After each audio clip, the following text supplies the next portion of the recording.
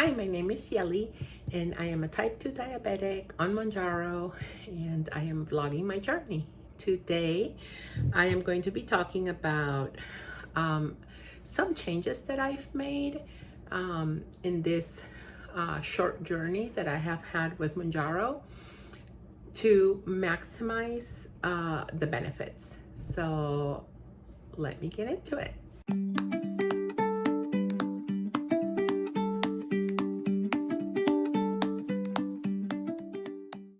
First, a quick update. Today is day 26, and I have been okay. And I see this like over the weekend, I see that I am kind of getting ready for the shot. And I guess this is why a lot of people tend to do the injections on a Friday. But I was just too scared to do it on a Friday, and I waited until Monday. Now I wish I hadn't, because having the power of not wanting to eat anything over the weekend, I think it's nice. So if it comes at any point, because my doctor was even talking to me about waiting an extra day before injecting and kind of spreading out the injection a little bit.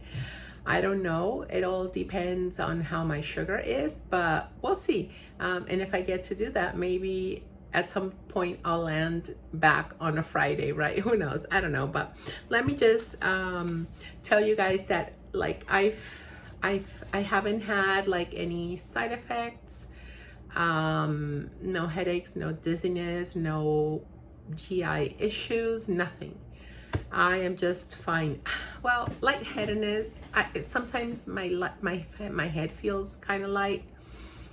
But I have made some changes, and maybe those changes that I've made are also helping me.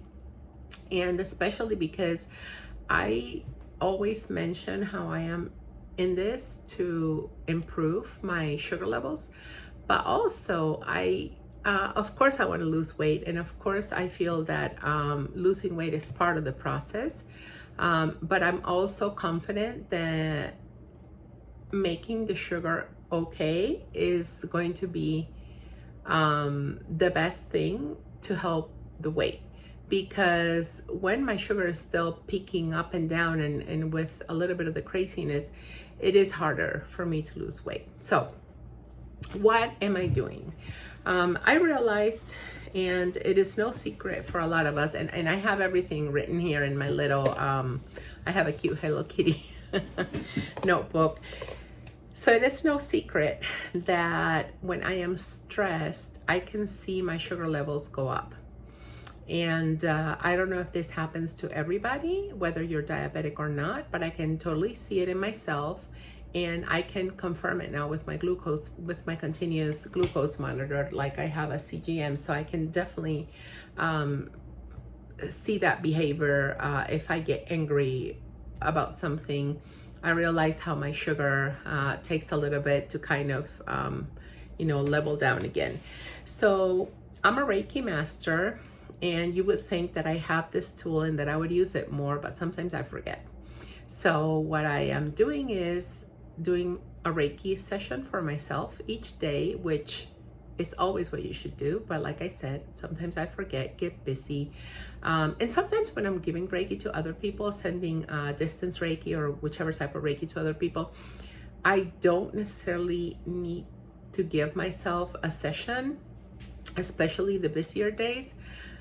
But sometimes the days are busy in terms not of Reiki sessions, but in terms of life and doing stuff and stress and all that. So a Reiki session on those days is very important. You could do meditation.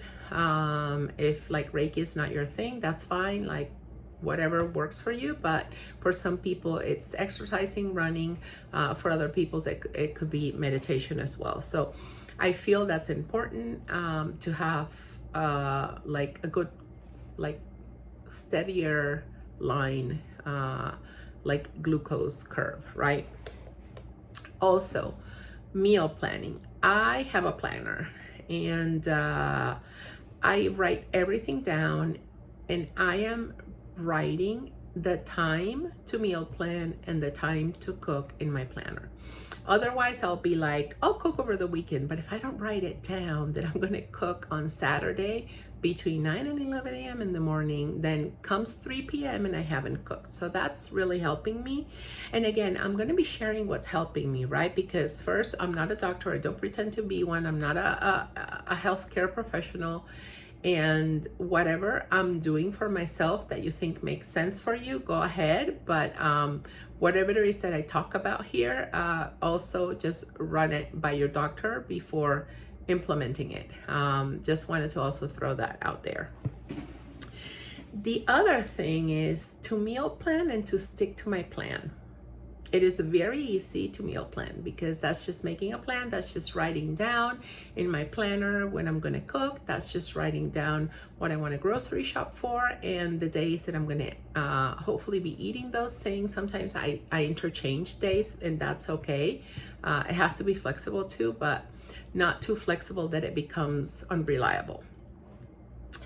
The other thing that I've learned, and kind of like the hard way, is to be mindful that I am eating at a different rhythm, because I asked my my doctor, I know that Mounjaro delays the stomach processing food and digestive functions of the stomach, but how long do you think it is? And we were talking, and we're kind of like, well, maybe double, right? Double what it used to take, because digestion varies by person, by what you eat. So kind of like a good rule of thumb is double. So I'm thinking, right, if I typically digest food in 2 hours, now I'm digesting it in like 4. So my stomach is full for longer.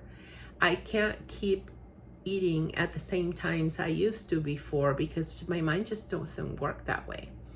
I mean, that's kind of like in my mind, and my body isn't working that way anymore. So that is something I have to be mindful of, appointments and meal times. Let's say my first meal, because I do intermittent fasting and I'm continuing to do it. I know that some of you asked, are you going to continue that? And I wasn't sure at that time when I was asked the question, because I hadn't been on this medicine for long enough, but I am continuing to do it. And if anything, it's just easier for me to do it. And I see the benefit. The days that I wake up hungrier because maybe I didn't eat enough in the evening, or I ate earlier, or I'm getting close to my day of the shot, I sometimes eat a little bit earlier, but I do notice that there's a difference like in my pattern. So I still try to intermittent fast. But again, like that's me. It's something that's working for me. And I've gone over all of this with my doctor and my healthcare team. But when I say be mindful of appointments, is because I typically used to eat my first meal at noon, and I'm kind of still doing that. But on those days that I eat a little bit earlier, if I have an appointment at 4, by 4, I would have either had a snack or been okay, or if I have an appointment at 3. So I need to be sure that I am not gonna mess up the schedule of food that I want to have, because I'm going to be at a doctor's appointment. And if you are like me, a person that has had an unhealthy relationship with food for a big part of my life, you might be able to relate to the fact that if I'm thinking I'm going to a doctor's appointment, and the appointment I'm going to get out of it at 6, and I know that by 5 is my time for dinner, and then I eat a snack, even if I'm not hungry, because I don't want to go crazy and be hungry, it is exhausting.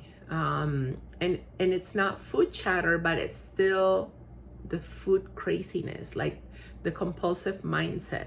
And I'm still too early on this medicine. Like there are some patterns that I still go back to. So when I do that, I need to stop, to sit, to breathe in, and to kind of let go of all of that, so that I am not making rash decisions. But also be mindful to try and schedule them when I know they're not going to conflict with things. Because one day I was so busy that then I just ate snacks all day. And that's not good, because that's what I used to do before, grazing all the time. And just a whole bunch of snacks. Like, let me say I ate 5 meals that day, but they were all kind of snack meals, right? A little bit of cheese and nuts, a yogurt. It wasn't really like a full meal where I would have fish, salad, and some type of healthy carb. I struggle with eating vegetables, and I've mentioned this before, so trying to be mindful to incorporate more vegetables. So I am tending towards like making sure that I have a vegetable for dinner every single time. At some point I'll incorporate some for lunch as well, but because I kind of just do lunch and dinner. But right now it's one step at a time, and kind of trying to be on a path of progress, right? Which, at least making sure that dinner has vegetables, that's progress for me. I also realized that I needed to increase my protein. So what I'm doing is I am doing a protein shake. And the way I'm doing it is that at noon, I am doing my protein shake. And I'll go this in more in depth in a video when I talk about my food next time. But I kind of do a protein shake, and then after I'm done taking it, I wait half an hour, and then I take my lunch. And I felt that that behaves better with my sugar than what I was doing before. So that is also really helping me. Making a conscious effort of being more active. That is huge, because I have problems with my knees and I'm very sedentary. So I am not doing online ordering. I'm going to the stores, I'm walking around, and I am being very mindful of doing kind of like a Pomodoro method type of thing, where I set a timer for 30 minutes. I sit for 30 minutes and the 30 minutes, and then get up and do something active is actually on the Lilly website. They suggest that for people with diabetes. And funny enough, I used to do that a lot. Like I would sit for 20 or 30 minutes, and then I would do 10 minutes of house chores or things around the house, or I would go upstairs, put some laundry in. I would just dedicate those 10 minutes to do something that was, or start prepping food. I would do things like that. So now I'm doing it more consciously, especially because I saw that that would improve sugar levels. So I'm like, okay, this is something easy to get back into my routine, right? Then meal prep is also very important. So if I know that I am going to use chopped onions in another recipe, let me just go ahead and chop all those onions in some of those minutes that I'm doing the Pomodoro method and alternating between sitting and standing. And then I put them in the fridge and make sure to cook the meals where I need that onion in the next couple of days. That really helps me as well. I have tried very hard to stop the snacks. My nutritionist gave me a lunch, a snack, a dinner, a snack, but it felt like I was always eating. And sure enough, if I'm taking 3 to 4 hours, let's say, to digest food, because we don't know exactly how long, but we're estimating that it's kind of like double of what it used to be. Then if I have lunch at 1, and then I have a snack at 2, that's middle of digestion. Or 3, I'm still not quite finished digesting. And after digestion, I want to give my body a little bit of a break before bringing in another meal. So I'm basically doing lunch and dinner, and I might do a light snack before bed if I go to bed too late after dinner, because dinner is typically between 5 and 7. And it depends on what time I had lunch. And sometimes I go to bed around 11. So if by 11 I'm feeling it has to be a light snack, because I'm going to go to bed and I'm going to be in bed while digesting, and I don't want that to, just be too much. So it has to be a light snack. Another thing that's helping me a lot is to write down things. Write down symptoms, write down the times of the day that I'm eating, what I'm eating, because that also helps me contrast with my continuous glucose monitor to see how my sugar behaves with certain foods. And that way, when my doctor asks me, like the other day that I almost fainted at Costco, I told her that I had to take some fast-acting glucose tablets, and she was like, what day was that and what time? I was able to go back and look and tell her from my agenda, and I was like, okay, it was this day and it was around this time. And she went and looked at the reports because I share my information with her, and she looked at everything. She was like, you managed it perfectly, you managed it very well, and that's what you need to do next time. Had I not logged that in, I would have not been able to share that time with her, and she might have not even been able to find it, and we would have missed an opportunity of me learning a little bit more on how to manage my sugar when things like that happen, right? Vlogging. This channel, you guys, is helping me so much.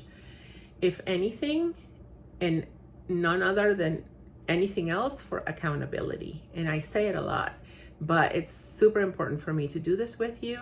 I love reading your messages, replying to them, knowing that we're a community. I love watching other vloggers, their videos, and commenting on them as well, and seeing how this sense of community is like, you know, growing, and making some YouTube friends along the way that are on the same journey as me, whether they're doing this for weight loss or for diabetes. I don't care, whichever, we're still walking a similar path, and I love being able to do that with other people.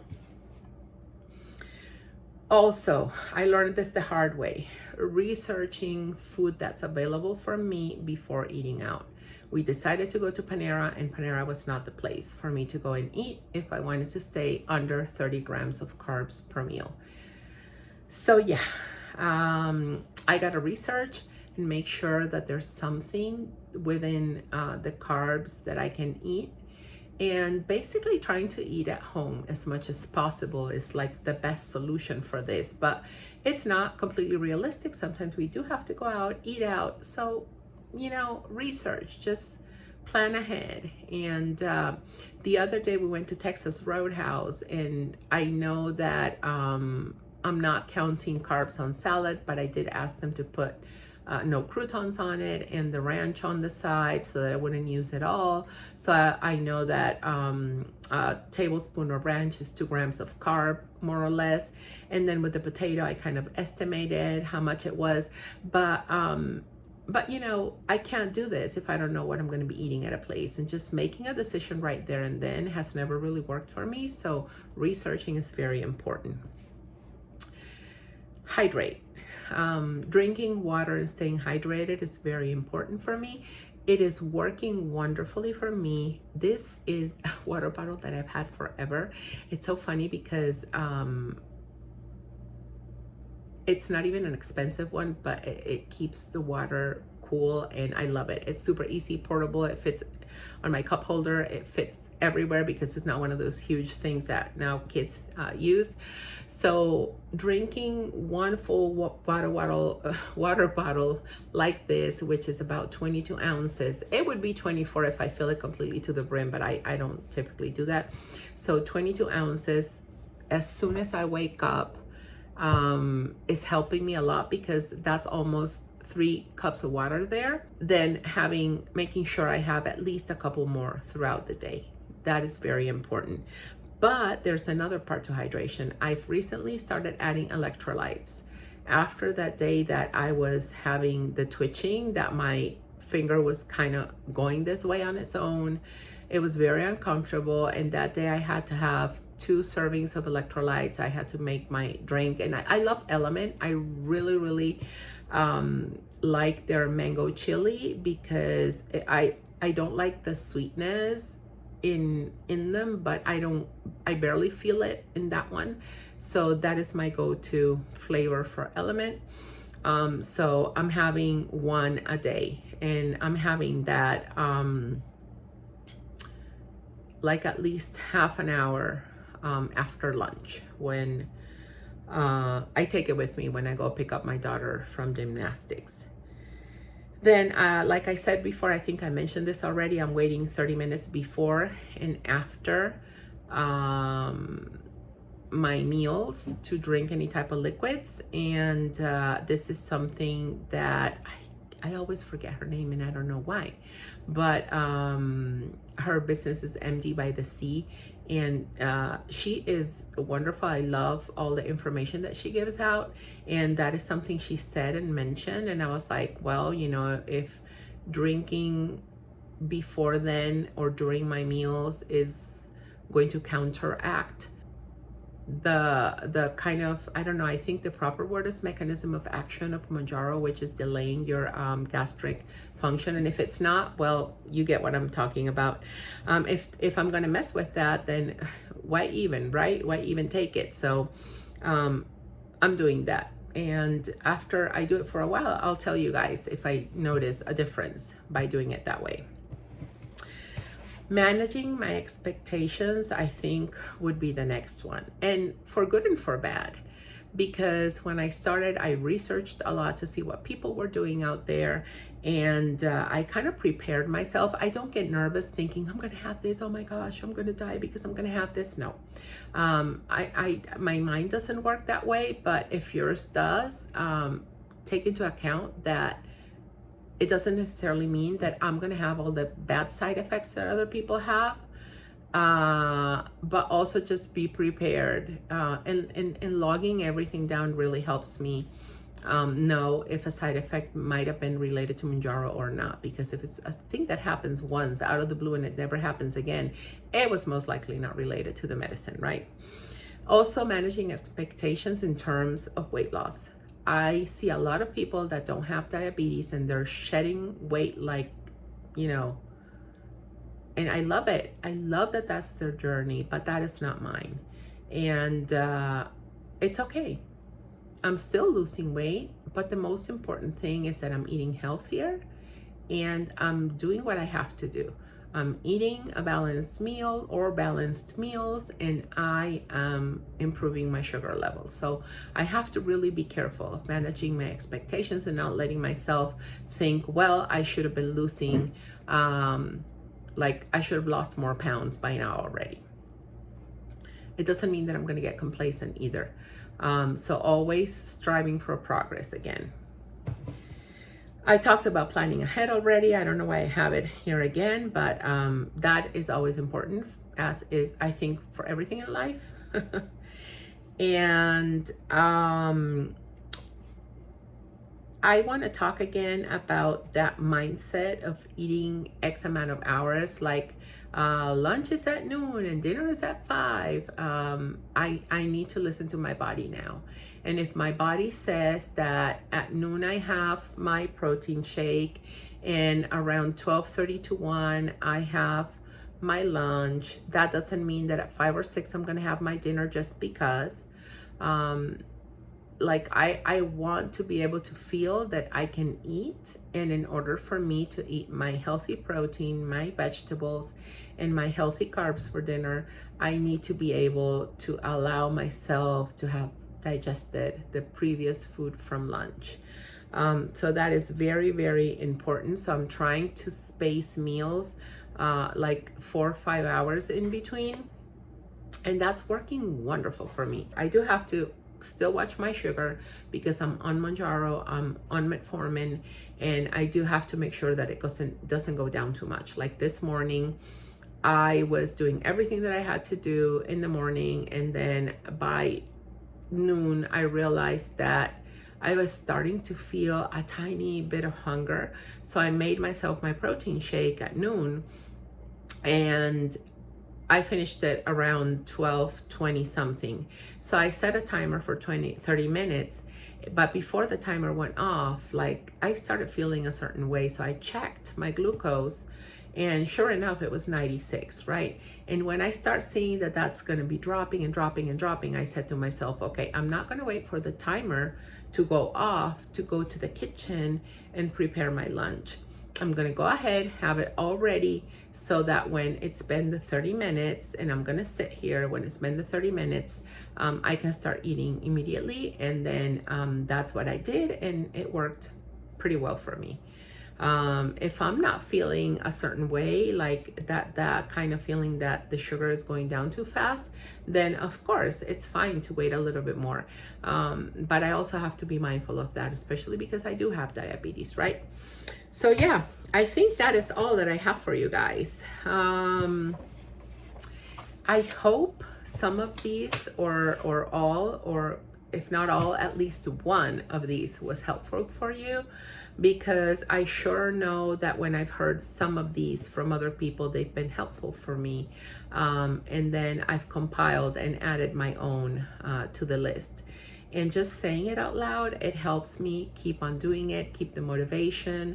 And of course, having you guys there to help me keep accountable is the best thing ever. So yes, please subscribe, comment, and hit the like button and all that good stuff. That tells YouTube that this is a channel worth showing to other people. And who knows, maybe somebody else that's diabetic, considering Mounjaro, can find this channel and find a little bit more information about somebody that's going through this journey in the same way with diabetes and obesity. Okay.